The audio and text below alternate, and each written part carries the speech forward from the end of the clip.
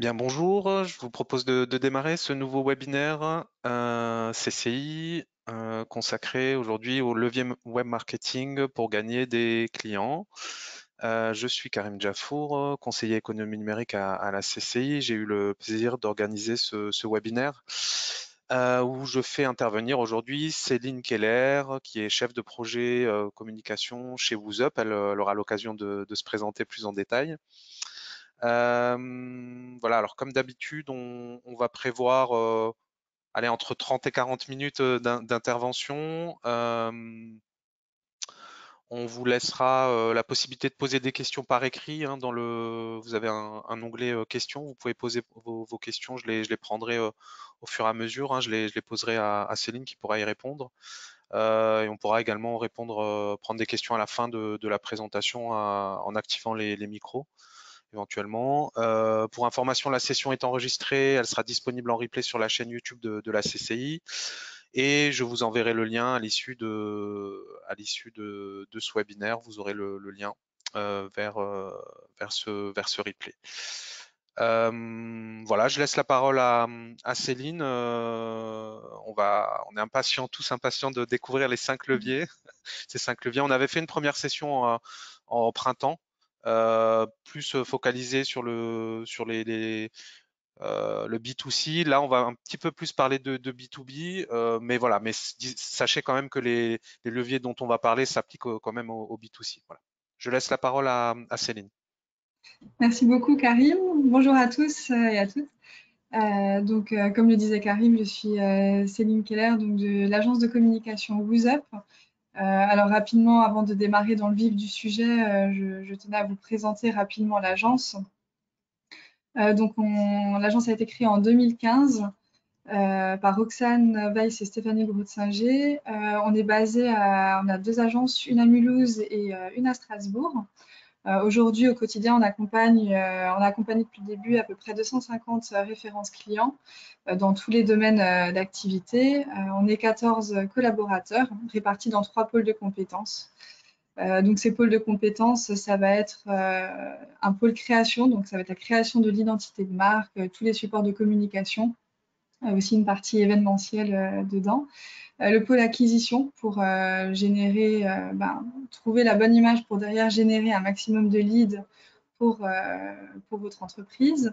Et ensuite, un pôle web. Donc ça, c'est l'ensemble du développement de votre visibilité sur le web, donc création de site internet, site e-commerce, et avec toute la stratégie d'acquisition, référencement derrière. Mon rôle dans l'agence, c'est vraiment d'accompagner les entreprises dans la construction de leurs projets en m'appuyant d'experts qu'on a en interne pour la partie opérationnelle. Donc, ça fait à peu près 6 ans que je suis dans l'agence. Voilà, pour la présentation rapide de WooZup. L'objectif de ce webinaire, donc avec Karim, on a pensé à 5 leviers à vous présenter aujourd'hui. Ces 5 leviers, donc ces 5 idées qui pourraient vous permettre aujourd'hui d'acquérir de nouveaux leads clients et de créer rapidement du business. On est dans un contexte aujourd'hui où c'est compliqué d'avoir une vision sur du long terme.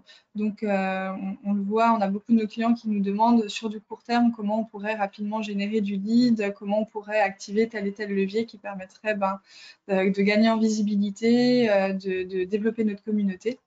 Donc, c'est tous ces indicateurs qui nous permettent aujourd'hui de vous présenter ces 5 leviers. Par rapport à ces 5 leviers, on a une phrase qu'on aime bien chez WooZup, c'est au bon endroit, au bon moment. C'est vrai que dans n'importe quelle stratégie de communication, c'est un peu comme un sachet de thé. Hein, il faut l'infuser le bon moment, sinon le goût il sera pas bon. Il faut la bonne température. C'est un peu pareil en termes de communication. C'est être visible au bon endroit et au bon moment. En respectant ces 2 critères, on va pouvoir permettre de rentrer dans un tunnel de conversion de vos clients. C'est-à-dire, on a un étranger, l'objectif de cet étranger, c'est de le passer jusqu'à un ambassadeur, donc quelqu'un qui va aimer votre entreprise, aimer votre marque, et derrière qui va communiquer pour vous dans cette marque.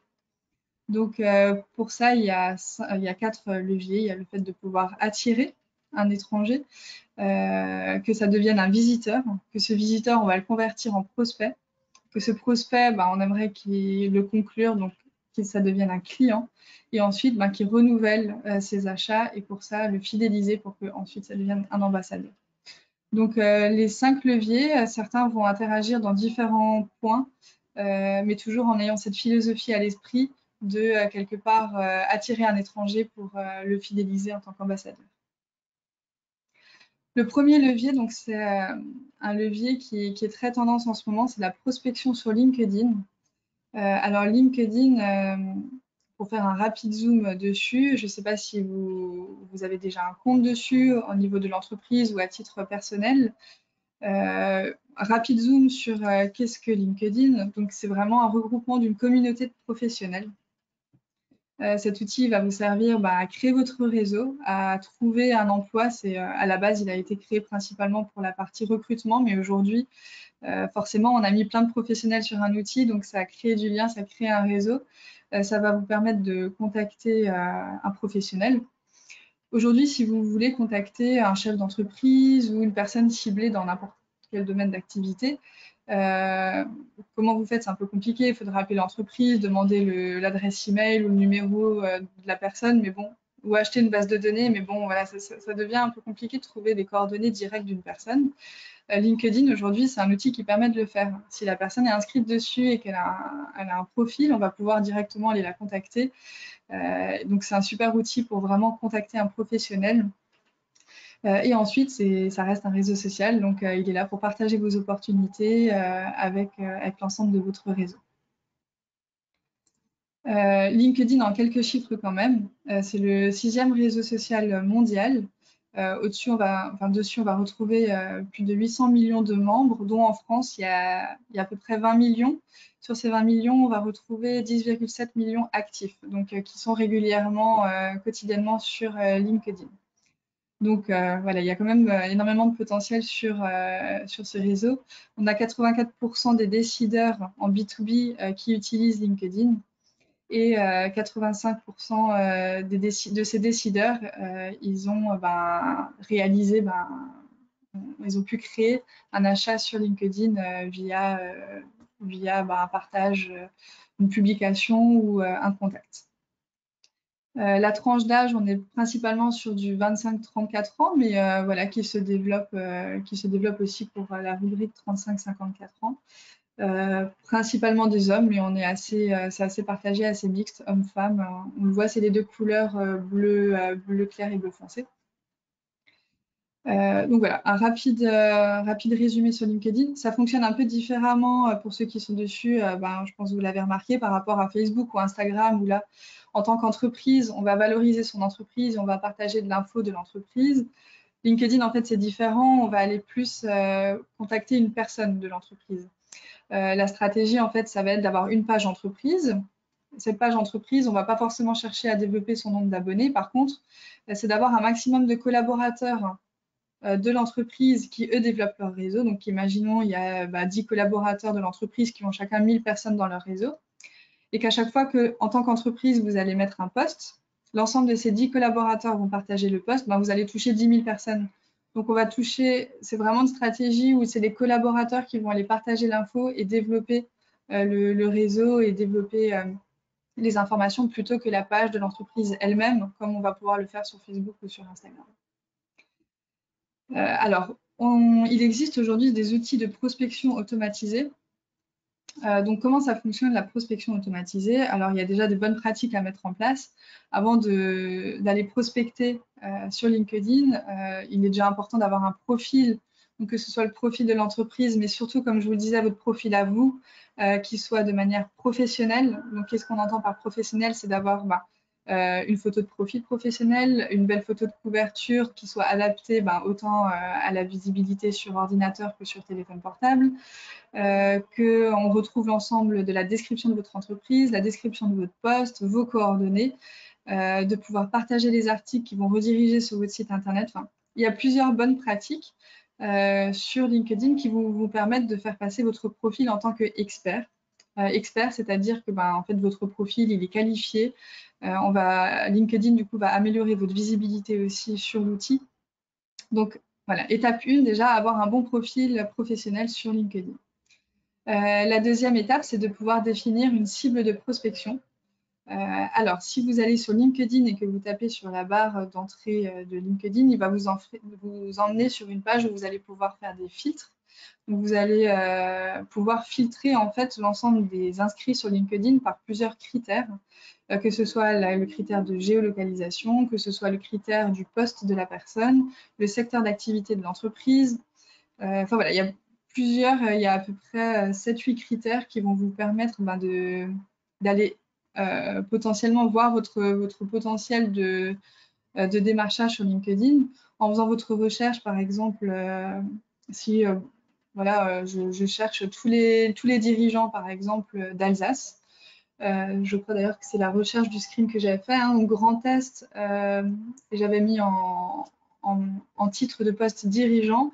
Là, je sais que j'ai 3700 résultats. Donc, j'ai potentiellement 3700 personnes que je pourrais aller démarcher ou les services, par exemple, de WhatsApp pourraient les intéresser. Donc, on peut déjà, via LinkedIn, aller vérifier votre potentiel de clients sur le marché qui sont inscrits sur l'outil. Donc, de définir votre cible de prospection. Une fois que vous avez défini votre cible de prospection, vous allez pouvoir préparer des messages types. Donc, ce qu'on entend message type, c'est-à-dire un message de prise de contact. Alors, pensez toujours à garder quelque chose d'assez simple, entre guillemets, pas une approche trop commerciale, pas trop lourde, parce que sinon, il y a quand même du démarchage sur LinkedIn. On peut vite avoir beaucoup de messages. Donc, quelque chose d'assez ouvert. LinkedIn, ça fonctionne par message instantané, hein, donc on est sur, c'est pas aussi formel qu'un email. Donc, avoir une prise de contact qui reste professionnelle, mais quand même pas aussi formelle qu'un mail. Donc, vous pouvez préparer comme ça plusieurs messages. Par exemple, bonjour, ravi de faire partie de votre réseau. Je suis Céline Keller de l'agence de communication WhatsApp. Potentiellement, là, c'est la fin d'année, on aurait très bien pu dire, c'est les cartes de vœux, est-ce que vous avez pensé à réaliser vos vœux? N'hésitez pas à revenir vers moi si ça vous intéresse. Belle journée. Et voilà, quelque chose d'assez simple. Préparer un message de relance, demander si c'est le bon interlocuteur pour ce type de questions. Donc, un petit message de relance qu'on va pouvoir envoyer plus tard et un dernier message qui va vous inviter à laisser les coordonnées. Alors, vous allez me dire, bon, pour 3700 personnes, les démarcher, ça va me prendre, soit je vais devoir embaucher quelqu'un qui va le faire, soit ça va me prendre toute ma semaine. Donc, il faut savoir que sur le marché, il existe des outils qui permettent d'automatiser ça pour vous. En fait, vous allez créer un scénario. Donc, par exemple, nous, on travaille avec l'outil Wallaxy, mais il y en a d'autres sur le marché. Donc, ce scénario, en fait, vous allez importer votre base de données, donc ces fameux 3700 personnes que vous avez analysées sur LinkedIn. Ça va les aspirer, en fait, ces contacts dans ce logiciel. Et ce logiciel, vous allez définir un scénario automatique de prospection. C'est-à-dire que vous allez dire, première étape, je vais aller voir le profil de la personne. Donc, en fait, ces 3700 personnes vont recevoir une notification, tiens, Céline Keller est allée voir votre profil. Je vais programmer que 2 jours plus tard, je vais les demander dans mon réseau. Donc, 2 jours plus tard, tiens, Céline Keller vous demande dans son réseau de réseau de contacts.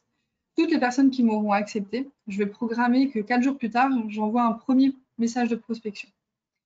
Un premier message. Si la personne l'a ouverte mais n'a pas répondu parce que pas le temps ou pas forcément intéressée, je vais programmer que 8 jours plus tard, je lui envoie un message de relance.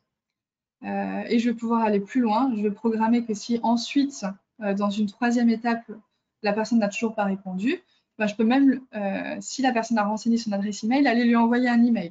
Parce qu'il y a des personnes qui sont inscrites sur LinkedIn et qui ne vont pas forcément être actives dessus. Donc, on va pouvoir se dire, allez, je vais ensuite lui envoyer un email. Donc, l'outil va faire ça automatiquement pour vous. Vous, ce que vous aurez à faire, ça va être derrière de pouvoir, au début, déterminer votre base de données, l'importer dans le logiciel et créer vos messages de prospection automatisés. Une fois que ça c'est fait, vous lancez la machine. Alors, c'est un processus qui va durer sur peut-être 2-3 semaines, mais en tout cas, ça va permettre de potentiellement rapidement diffuser l'information à du contact très ciblé. Des fois, plutôt que d'acheter une base de données, ça vaut le coup de passer plutôt par LinkedIn. Si la personne va répondre à votre message, là, elle sort du scénario. Ensuite, donc, elle va aller dans votre messagerie instantanée sur LinkedIn et vous allez pouvoir échanger avec elle. Et après, bon, c'est à vous de faire le reste du job, si je peux dire, donc de l'inviter soit à organiser un rendez-vous ou autre. Si vous ne voulez pas utiliser d'outils automatiques, vous êtes sur un marché de niche et vous avez à peu près une dizaine, une quinzaine de contacts, vous pouvez très bien dire bah, je le fais manuellement, j'ai 15 contacts à cibler vraiment sur ce marché, je les demande dans mon réseau et je me note qu'au bout de 3 jours qu'elles m'ont accepté dans le réseau, ben, je leur envoie un petit message automatique. Donc ces outils, sur nous par exemple sur Wallaxy, c'est un abonnement, c'est 80 € par mois. Vu qu'on accompagne une quinzaine de clients sur cet outil, on a des tarifs négociés. Mais en tout cas, voilà, si vous souhaitez le faire de votre côté, c'est 80 € et vous avez vraiment tout l'accès à tout l'outil. C'est un outil qui est séparé de LinkedIn, donc vous n'êtes pas obligé d'être en premium sur LinkedIn pour pouvoir accéder à cet outil. Il y en a d'autres, comme dit, Phantom Buster permet aussi de faire ce genre de choses. Duxop, ça permet d'aller vous créer une base de données via, chaque personne a renseigné une adresse email. Donc, techniquement, on peut dire, je récupère les adresses email qui sont sur LinkedIn, c'est de l'ordre du public, entre guillemets. On reste dans le RGPD vu que les adresses email sont affichées. Donc, on peut très bien dire, je récupère l'adresse mail et je vais contacter directement la personne. Donc ça, c'est un outil aujourd'hui qui fonctionne très bien dans le B2B. Un peu moins dans le B2C parce qu'encore une fois, sur LinkedIn, on s'adresse d'une entreprise à une autre entreprise. Ça marche très bien au niveau mondial. On accompagne des entreprises qui vont avoir des marchés aux États-Unis, qui vont avoir des marchés en Pologne et dans d'autres pays. Vu que c'est un outil mondial, on peut vraiment aller conquérir plusieurs marchés. Donc là, on va définir un scénario en anglais, un scénario, on a des entreprises en Allemagne, donc en allemand, etc., etc. Donc, très bon outil. Il est sorti, ça commence en fait sur le marché français. Il y a quelques années, c'est un peu comme aux États-Unis, ça fonctionne déjà très bien. C'est comme les emailing, en fait, il y a quelques années, c'était un peu novateur sur le marché. Aujourd'hui, ça l'est plus trop, ça devient compliqué les emailing parce qu'on en reçoit tous beaucoup, surtout à titre professionnel, ça va dans les spams. Donc, c'est un peu le nouvel outil révolutionnaire qui arrive sur le marché, qu'il faut en profiter maintenant parce que je pense que d'ici peut-être 3 ans ou 5 ans, on aura déjà beaucoup de monde qui vont l'utiliser. Donc, on sera limité en termes de... voilà, on va en beaucoup de démarchage, donc ça fonctionnera peut-être moins bien. Alors que maintenant, il y a peu d'entreprises qui l'utilisent, c'est en train de se développer, donc il y a vraiment un marché à prendre vis-à-vis de ça. Donc voilà pour le premier outil. Alors le deuxième outil qui nous semble pertinent, c'est Facebook et Instagram Ads. Donc ça, c'est tout ce qui va être publicité que vous allez pouvoir faire sur Facebook et Instagram.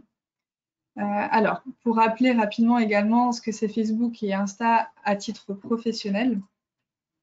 Donc déjà, c'est des réseaux sociaux qui vont vous permettre de connecter les gens déjà les uns aux autres et de partager photos et vidéos.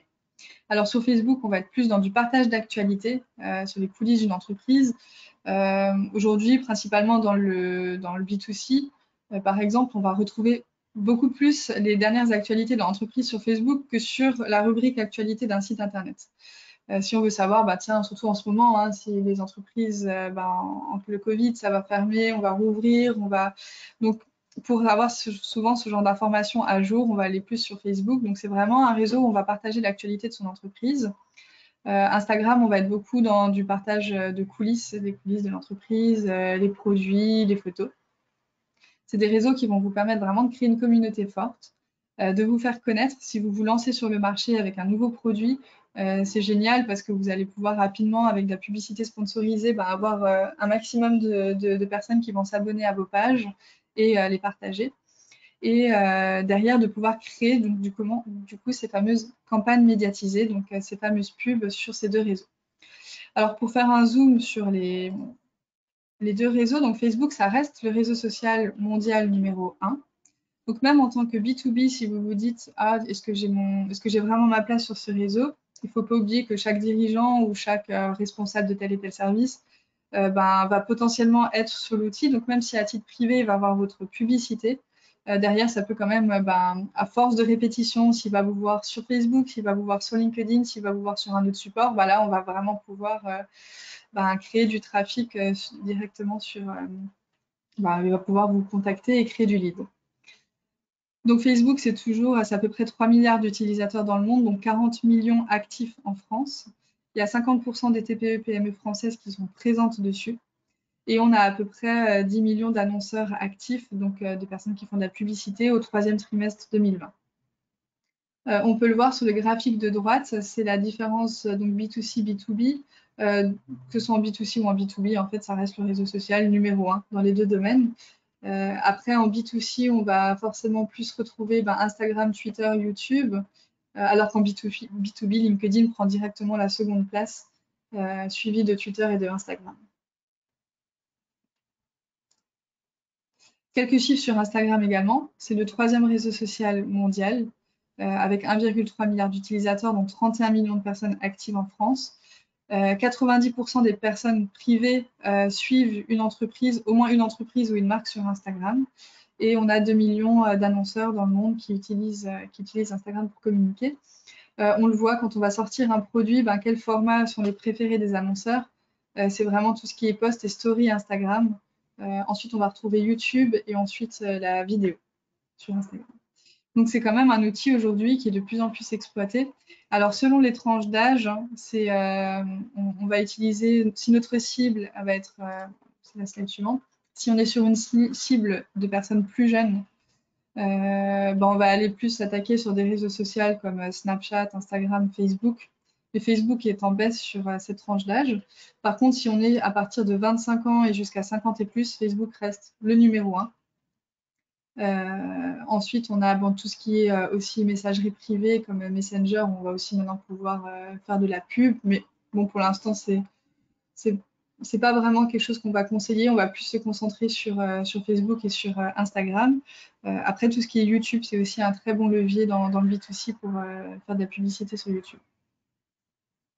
Alors, en termes de pratico-pratique, donc, pourquoi vous connaissez un peu plus maintenant Facebook et Instagram. Il faut savoir qu'on peut rapidement, sur des budgets assez abordables, créer de la sponsorisation sur ces réseaux. C'est-à-dire que vous avez votre page où vous allez régulièrement poster des posts, avoir une stratégie social media où toutes les semaines, vous allez partager une actualité, partager un produit, partager une info. Donc ça, c'est très bien. Ça va alimenter votre communauté et effectivement doucement développer votre communauté existante. Mais à un moment donné, si vous voulez avoir beaucoup plus de personnes qui suivent votre page et aller toucher des personnes qui ne vous suivent pas, on est obligé de passer par l'étape de médiatisation de vos posts. Alors on peut faire ça. Il y a aussi éventuellement une petite parenthèse sur les jeux concours. On peut très bien organiser un jeu concours et demander de repartager ou de taguer des personnes. Ça, c'est aussi un très bon levier. Mais le mieux, ce serait carrément de faire un jeu concours et de le sponsoriser. Et là, vous allez pouvoir vraiment développer votre communauté sur les réseaux et vous faire connaître. Donc, comment faire pour ça? Déjà, définir un objectif de campagne. Qu'est-ce que vous souhaitez faire? Est-ce que c'est effectivement de développer votre communauté? Est-ce que c'est de créer de la vente sur votre site internet directement? Donc, pour ça, il faudra mettre en place des codes promo, par exemple, pour la traçabilité. Est-ce que c'est de créer du trafic directement si vous avez un point de vente? Donc, on peut avoir plusieurs objectifs de campagne, mais en tout cas, déjà définir quel est l'objectif de cette sponsorisation. Ensuite, une fois que vous avez défini votre objectif, vous allez mettre en face une cible. Donc, où est-ce qu'elle se trouve? Est-ce que je m'adresse plus aux hommes, plus aux femmes? Est-ce qu'il y a un âge justement plus précis? Des centres d'intérêt. Il faut savoir que vous le savez, sur Facebook et Instagram, tout ce que vous faites est tracé. Tout ce que vous allez dire dans vos conversations Messenger est tracé. Vous allez rentrer dans certaines cases. Et ensuite, dans ces cases, ça va servir à l'exploitation des entreprises, l'exploitation des marques. Facebook va revendre ces informations pour derrière que les entreprises puissent faire de la pub ciblée derrière. Donc, effectivement, Facebook, c'est tout de vous. Donc, du coup, les marques peuvent rapidement cibler si, selon vos centres d'intérêt, on va pouvoir aller vous partager tel et tel contenu. Une fois que vous avez donc défini votre objectif et identifié votre cible, derrière, vous allez pouvoir créer du contenu. Donc, de manière, il faudrait qu'il soit impactant, donc avec des textes épurés. Pourquoi pas mettre quelques pictogrammes, ça se fait beaucoup pour alimenter votre contenu. Et derrière, avoir un visuel qui soit impactant. La vidéo fonctionne très bien en termes de publicité. Donc, si vous avez une vidéo, c'est super. Si vous en avez pas, créez un beau visuel. Par exemple, là, je vous ai mis un exemple d'une entreprise qu'on accompagne qui est dans l'industrie, qui vend des robots de pause, qui s'appelle IBH. Voilà, prenez la pause avec IBH. On avait fait un concept autour de ça. Ça redirigeait sur une landing page dédiée qui leur permettait de collecter un maximum d'informations. Donc, voilà, en termes de créer un contenu qui soit impactant. N'hésitez pas à ajouter des call to action qui redirigent soit vers votre site internet, soit vers un article, soit si vous n'avez pas de site, ça peut être votre fiche Google si vous avez un point de vente. Mais en tout cas, c'est important d'avoir ce call to action. Et si vous voulez aller plus loin, vous pouvez même mettre en place du tracking avec Facebook qui va vous permettre d'analyser sur votre site internet combien de personnes sont venues via votre publicité. Donc ces informations, une fois que vous avez regroupé ces fameuses informations pratico-pratiques, on continue. Donc l'étape 5, vous avez tous accès à un gestionnaire de publicité sur Facebook. C'est le lien qui est dans la présentation que je vous enverrai à l'issue de ce webinaire.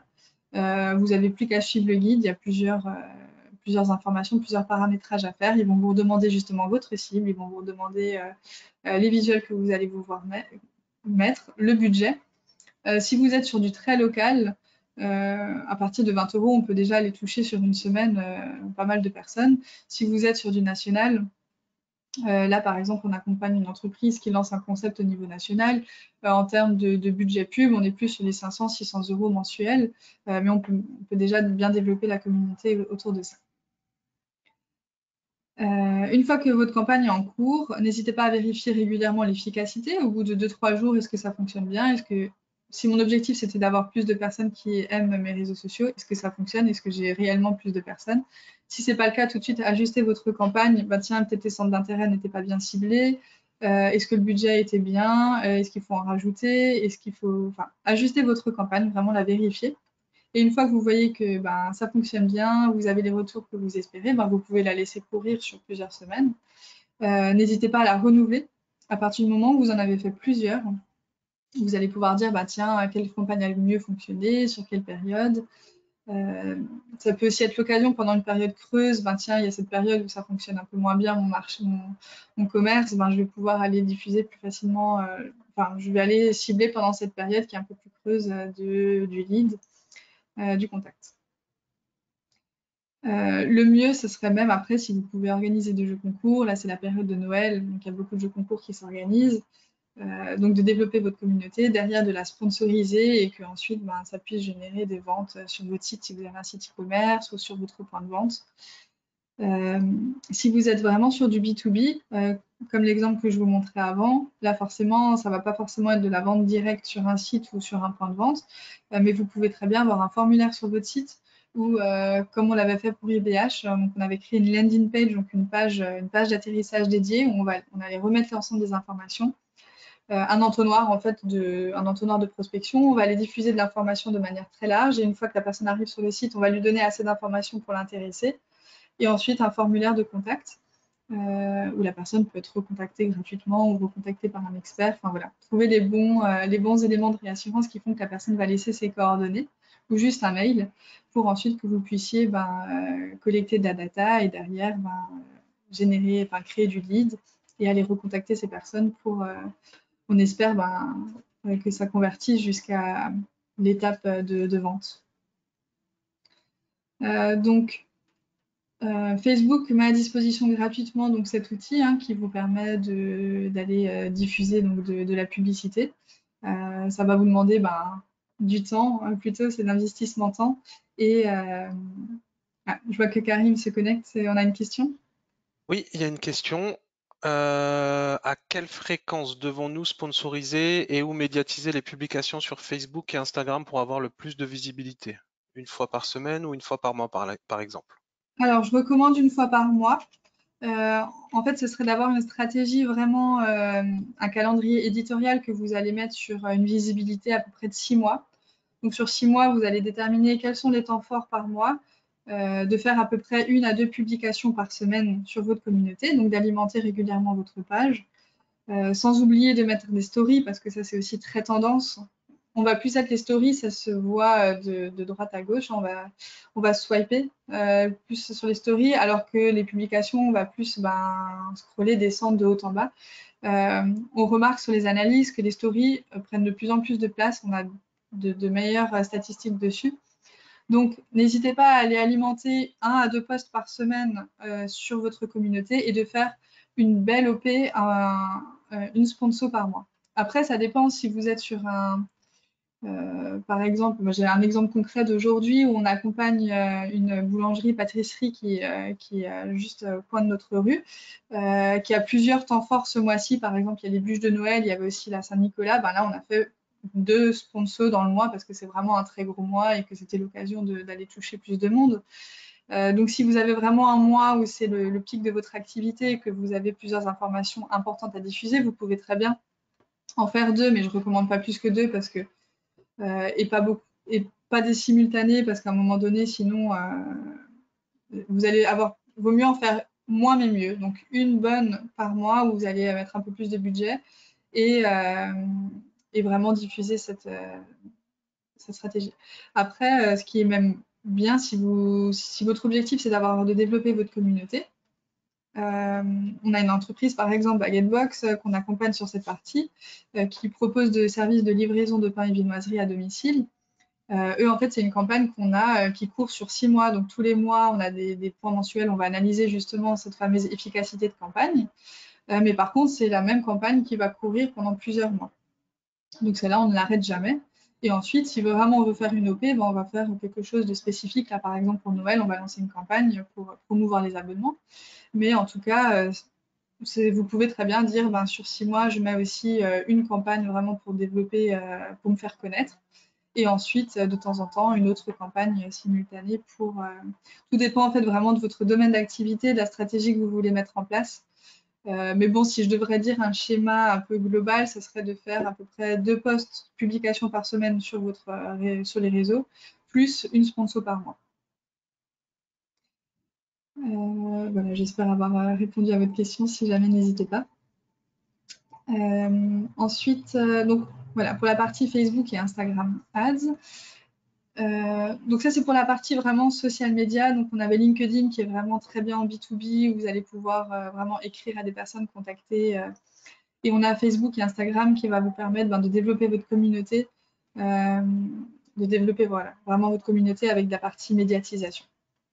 Je précise juste qu'à partir du moment où vous mettez de la médiatisation, c'est bien d'avoir déjà une page qui soit quand même relativement active, où vous avez déjà du beau contenu qui sont en place, déjà en fait professionnaliser au maximum ce que vous faites pour votre communauté, et une fois que ça c'est fait, de pouvoir mettre en place des actions de médiatisation.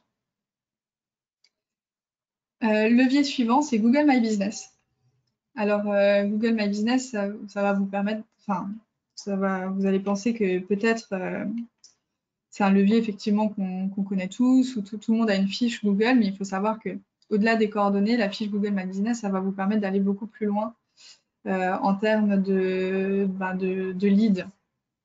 Alors, rapidement, un chiffre qui me paraissait important de vous communiquer aujourd'hui, c'est que 93% des Français, ils utilisent Internet pour identifier ou localiser des professionnels locaux. Donc déjà, voilà, il y a une importance de pouvoir avoir donné l'information de votre localisation et de vos informations sur Internet. Donc Google My Business, pardon, qu'est-ce que c'est? Quand vous allez taper une entreprise sur Google, vous allez toujours avoir une fiche d'identité. C'est un peu le nouveau page jaune, hein. À l'époque, on avait les pages jaunes, ce local, où on allait retrouver l'ensemble des coordonnées de l'entreprise. Maintenant, il y a Google qui a vraiment repris le lead par rapport à ça depuis plusieurs années, qui va vous permettre de diffuser vos photos, de diffuser les horaires de votre entreprise, les coordonnées, de rediriger vers votre site internet. Donc c'est un super outil pour déjà donner de l'information. Donc comment avoir une fiche d'identité qui est efficace en termes de pratico-pratique?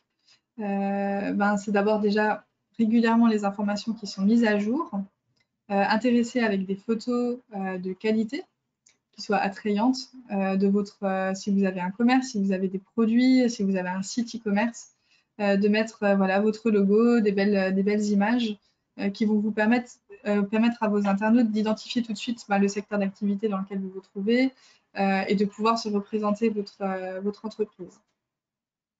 De pouvoir contrôler les informations utiles. Donc, ce qu'on entend par information utile, ça va être les coordonnées, les horaires d'ouverture, le numéro de téléphone. Il faut savoir que les personnes peuvent suggérer des modifications. S'il y a plusieurs personnes sur Google qui vont suggérer des modifications, des fois ça peut être accepté. Donc n'hésitez pas à aller régulièrement voir, une fois par mois par exemple, si l'ensemble des informations sont à jour. Au niveau des horaires, sachez qu'il y a aussi, donc si vous avez un point de vente particulièrement, sachez que vous pouvez aller vraiment personnaliser ces horaires, surtout par rapport je sais qu'au Covid, ils ont mis en place des dispositifs où vous allez pouvoir mettre des informations Covid si vous êtes fermé à telle et telle période, ou si vous avez ajusté les horaires, là c'est la période des fêtes, peut-être que vous allez fermer, vous allez pouvoir paramétrer à l'avance que telle et telle période vous fermez à votre commerce. Donc, il faut savoir qu'il n'y aura rien de plus énervant pour un internaute de croire que vous êtes ouvert, d'arriver devant votre point de vente et en fait se rendre compte que vous êtes fermé.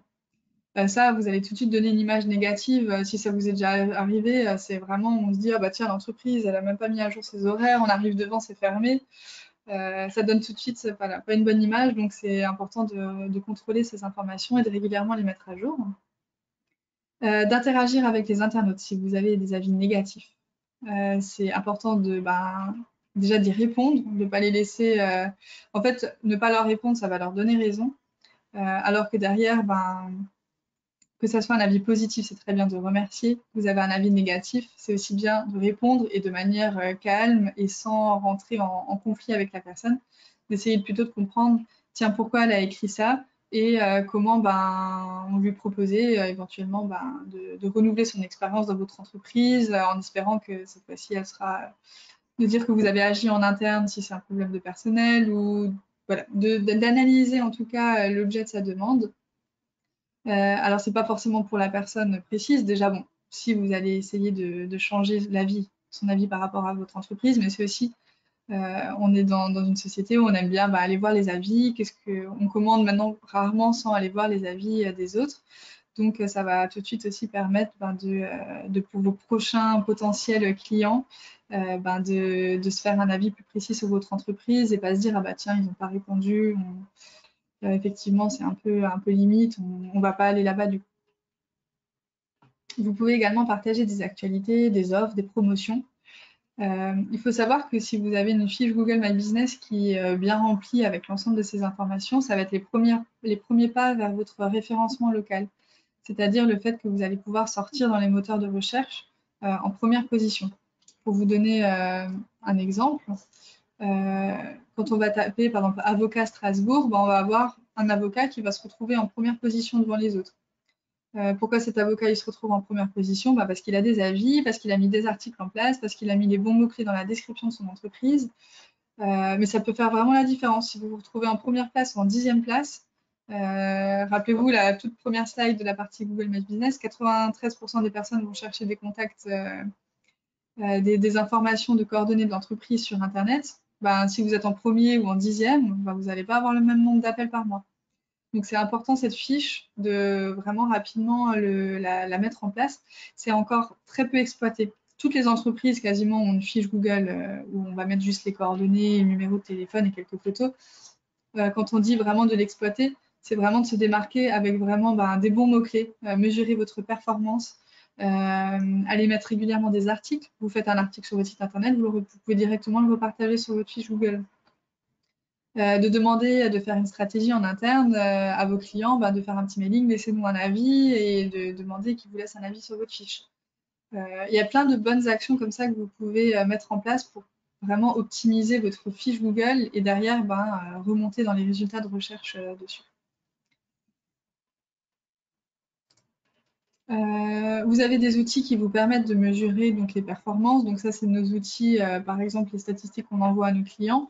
Mais en tout cas, sur Google My Business, vous pouvez vous créer un compte gratuitement et vous pouvez derrière aller voir vraiment le nombre d'appels téléphoniques que vous avez reçus ce mois-ci, l'évolution par rapport au mois dernier. Vous pouvez comparer d'une période à une autre. Vous allez pouvoir voir les demandes d'itinéraires, les visites vers votre site internet. Donc vous avez l'ensemble de ces statistiques qui vont vous permettre d'analyser les performances de votre fiche. Vous pouvez aussi aller voir le nombre d'avis qui ont été laissés, la note de votre entreprise, la note moyenne, etc., etc. Vous allez pouvoir voir, il va vous lister l'ensemble de ces éléments-là. Donc pour aller pour créer votre fiche ou en tout cas l'optimiser si vous en avez déjà une existante, il vous suffit d'aller sur Google, de taper Google My Business. Alors il faudra automatiquement avoir un compte Gmail qui va vous permettre de vous connecter, mais c'est pas grave hein, si ce compte ne doit pas forcément être lié avec votre entreprise. Enfin, ça ne doit pas forcément être l'adresse email que vous avez dans votre entreprise. Par exemple, chez WhoosUp, on a l'adresse whoosup@gmail.com, par exemple. C'est une adresse que vous allez pouvoir utiliser en interne dans l'entreprise. Et ensuite, c'est vraiment très intuitif dessus. Vous allez pouvoir suivre le guide. Vous allez avoir plusieurs onglets. Vous allez pouvoir remplir l'ensemble des coordonnées. Encore une fois, cet outil, il est gratuit. Donc profitez-en. Ce que ça va vous demander, encore une fois, c'est un investissement de temps pour analyser les mots-clés, quels sont les mots-clés pertinents à mettre en avant dans ma description d'entreprise. Et par rapport à ces mots-clés, derrière de les mettre et de les faire évoluer. Je passe au levier suivant, donc il est un peu dans la même rubrique, c'est le référencement naturel, ce qu'on va appeler du SEO. Donc qu'est-ce que c'est le référencement naturel? C'est une technique qui va viser en fait à améliorer votre référencement sur votre résultat, votre positionnement en fait sur les résultats de moteurs de recherche. Donc par exemple, encore une fois, si on va taper avocat Strasbourg, on va avoir déjà toutes les fiches Google, mais ensuite on va avoir des sites internet qui vont ressortir. Donc comment faire en sorte qu'on arrive dans le premier résultat dans les premiers résultats, plutôt que sur la page 3 ou la page 4. Donc ça va vous permettre d'être visible, de donner de la visibilité sur le web, de devancer vos concurrents et ensuite, forcément, si vous êtes en première position et qu'on va aller sur votre site, de vendre vos produits et services. Aujourd'hui, on va principalement faire des actions sur Google. Il y a d'autres moteurs de recherche comme Bing, comme Yahoo, il y en a encore plein d'autres sur le marché.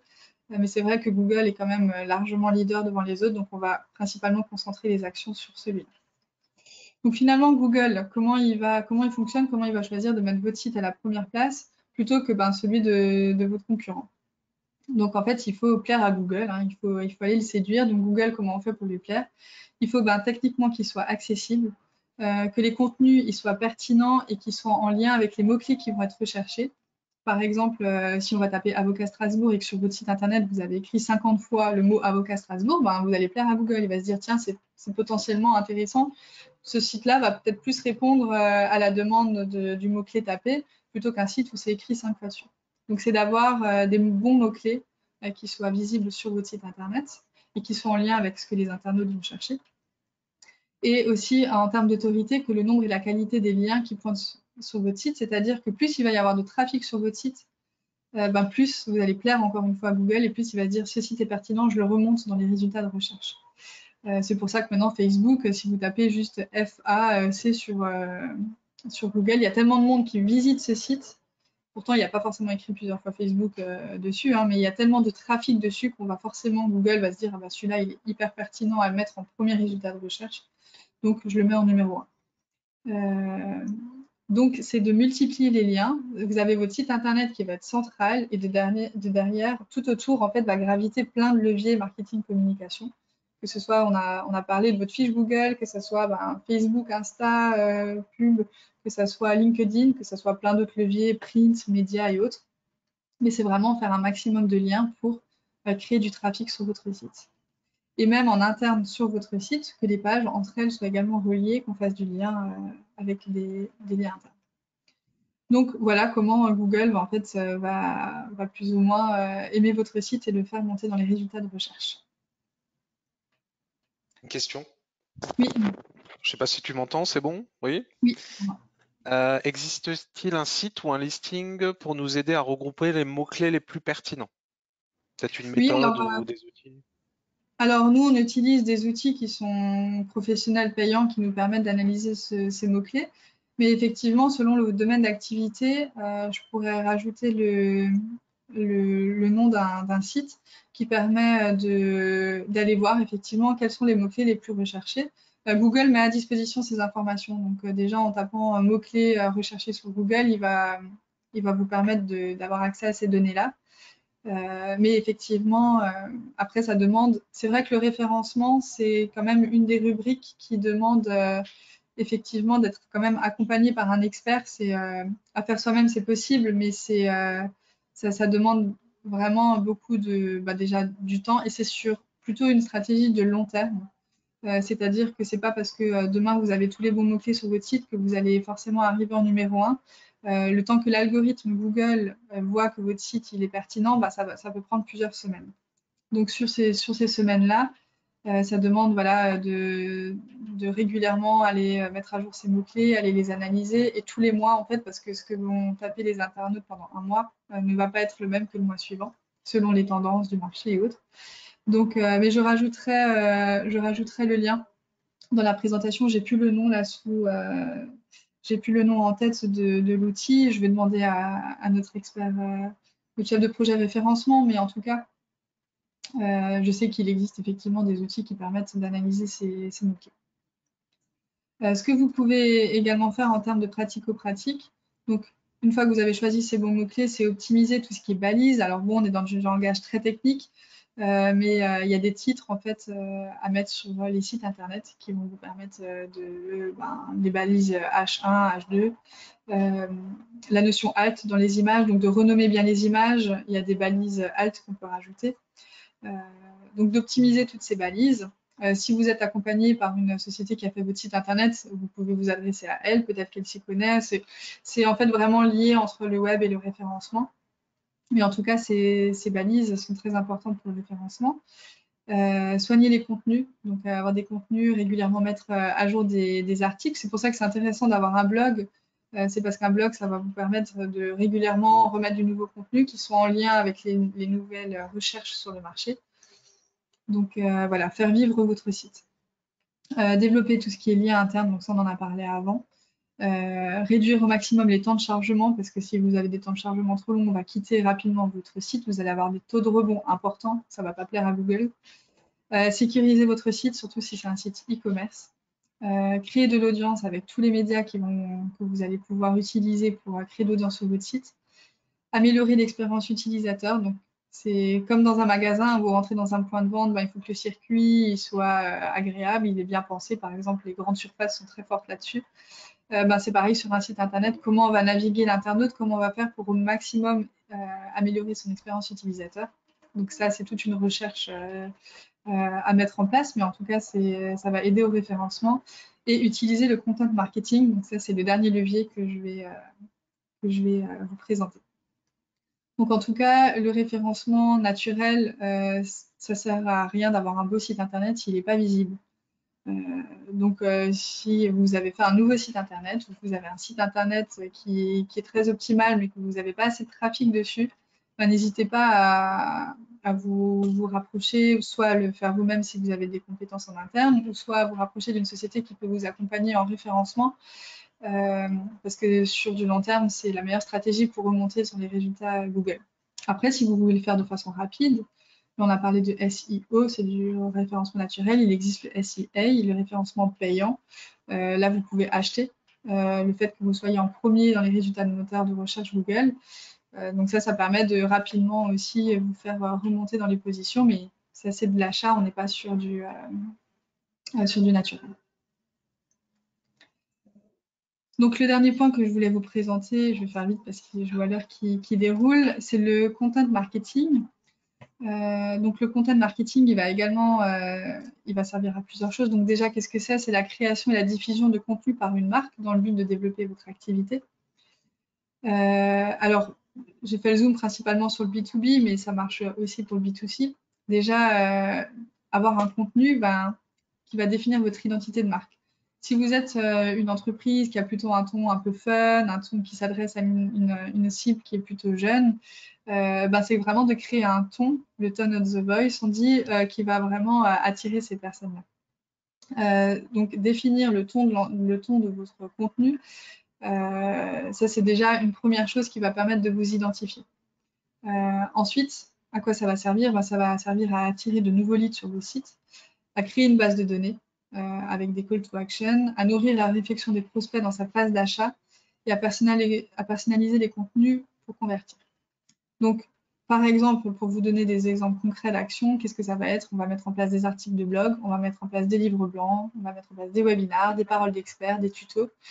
Mais il faut savoir que ça ne va pas être juste avoir un blog pour avoir un blog, on va mettre une information comme ça. Ça va être, on va aller plus loin en fait avec le content marketing. C'est vraiment du marketing de contenu. Hein. Donc, pratico-pratique, qu'est-ce que c'est? En fait, déjà, ça va être, on va définir une audience cible pour produire du contenu qui va susciter les intérêts. Mais finalement, qu'est-ce que c'est le content marketing? C'est de dire, en fait, vous avez une personne, comme le premier schéma, qui peut être soit quelqu'un qui n'a pas forcément de besoin, qui va être dans une phase de découverte. Tiens, on a besoin de tel et tel. On va rechercher une information, mais de manière assez très large. Donc, on va lui donner du contenu, par exemple un article de blog, pour attirer cette personne sur votre site internet. Ou c'est une personne qui veut, tiens, elle a déjà une problématique qu'elle a identifiée, qui est plus, tiens, est-ce que je vais aller dans cette direction ou pas? Est-ce que je vais acheter cet ordinateur ou pas, par exemple? Tiens, 10 bonnes raisons pour acheter mon produit. Là, on est déjà plus dans quelque chose de concret. Et ensuite, on a la phase d'achat. Tiens, la personne, elle est en train d'acheter, elle a déjà mis dans son panier. Comment je vais, à ce moment-là, en fait, lui donner du contenu qui va la permettre de la rassurer et de derrière que ça se concrétise vraiment par l'achat.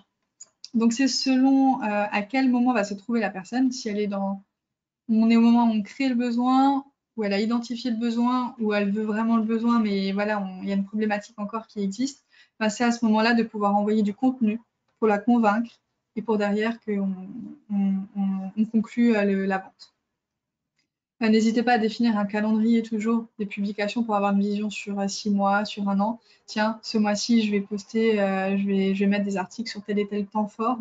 Ces articles, ils vont être dédiés, tiens, ce mois-ci, on va attirer plus nos clients, là, on va attirer plus nos prospects, selon voilà, l'étape selon votre cible. Et n'hésitez pas à à réaliser une veille et optimiser déjà des contenus qui sont existants. Attention à ne surtout pas faire du copier-coller parce que là, pour le référencement, c'est très mauvais, mais en tout cas, vous pouvez aussi faire une veille marché et vous appuyer sur des contenus qui sont déjà existants pour les optimiser. Alors, donc voici les 5 leviers qui vont vous permettre d'acquérir du lead. Alors, il en existe bien sûr plein d'autres. On en avait 1 heure, donc c'est les 5 qu'on a sélectionnés. Mais ces 5 leviers qui vont vous permettre, j'en suis convaincue parce que voilà, on accompagne beaucoup d'entreprises là-dessus, de professionnaliser votre démarche sur le web.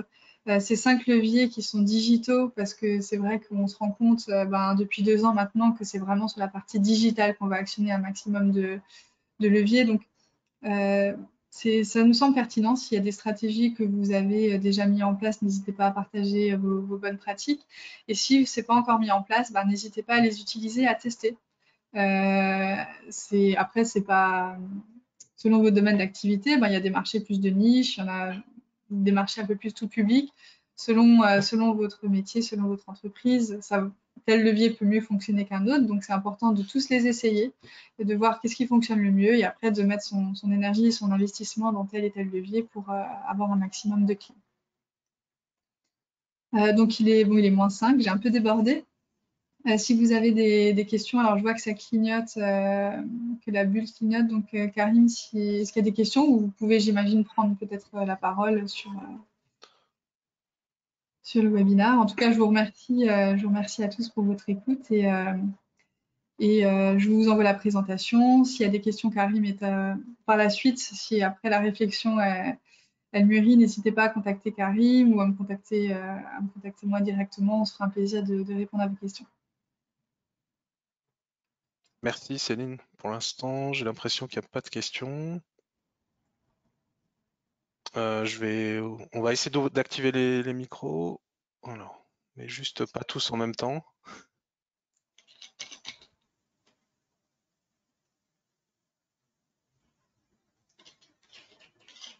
Si vous avez des questions, n'hésitez pas.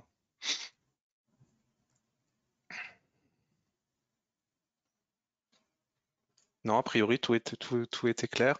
Moi, j'ai peut-être une question. C'était sur LinkedIn. C'est ce que tu as traité en premier. Comment on peut extraire, je sais pas, tu avais donné un exemple d'une recherche où on avait 3700 résultats, il me semble. Oui, Euh, du coup, comment extraire ces résultats c'est grâce aux outils qu'on utilise, voilà. ça extrait automatiquement les profils qu'on sélectionne, c'est ça? C'est ça exactement. En fait, nous, l'outil qu'on utilise, on va directement faire le résultat de recherche. En fait, c'est un plugin qu'on installe et qui va on va décider d'exporter ces contacts et ça va le faire de manière automatique. Ça va du coup exporter tous les contacts dans le logiciel. Et après, sur ce logiciel, on a également la possibilité de les exporter de manière sur un fichier Excel.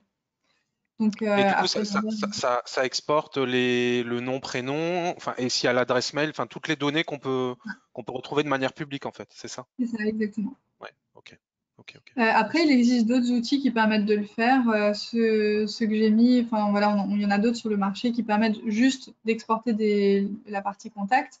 Là, celui qu'on utilise, il exporte, mais en plus, il va plus loin, c'est qu'on va créer derrière un scénario qui va permettre de contacter ces personnes-là. Et après, dans l'export, on peut même exporter à la fin du scénario. On peut voir les personnes avec qui on est rentré en contact, celles avec qui on ne l'est pas. Et, lui, vraiment, de se créer une base de données qualitative avec ça. Et en plus, on reste dans la règle du RGPD parce que c'est des données que les personnes ont mis de manière publique. Alors attention, il ne faut pas non plus faire des mailings derrière parce que ça, on n'a pas trop le droit, mais vous pouvez très bien faire un mail direct à la personne. L'outil en fait qu'on utilise nous permet de faire ça, ça fait un mail automatique direct. Donc il y a pas cette notion de mailing et toutes les règles qui tournent autour.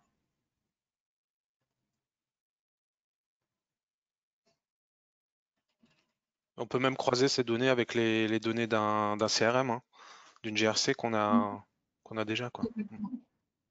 Tout à fait. Ok, merci.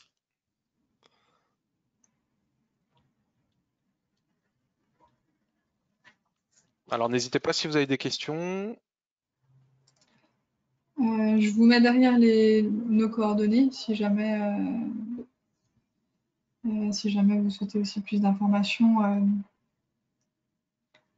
et les adresses de nos agences. N'hésitez pas aussi à passer à Mulhouse ou à Strasbourg boire un Ous café. La porte est toujours ouverte à tout le monde. Ok, bah écoutez, on va conclure là-dessus, hein. On s'approche de midi, hein, de l'heure du déjeuner. Merci à tous, à toutes et à tous.